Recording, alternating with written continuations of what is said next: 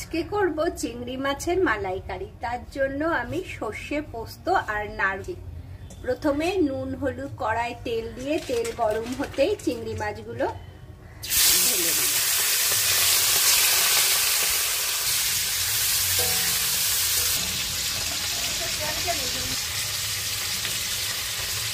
একে একে চিংড়ি মাছগুলো তুলে নিলাম। আমি 2 মিনিটের জন্য ভেজে নিয়েছিলাম। ওই তেলের মধ্যে আরেকটু তেল দিয়ে দিলাম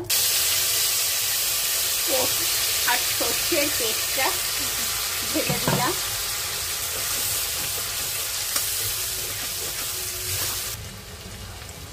হলুদ, নুন,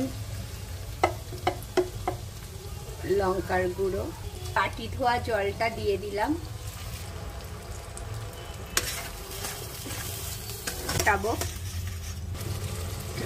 দিয়ে দেব নারকেলের দুধটা।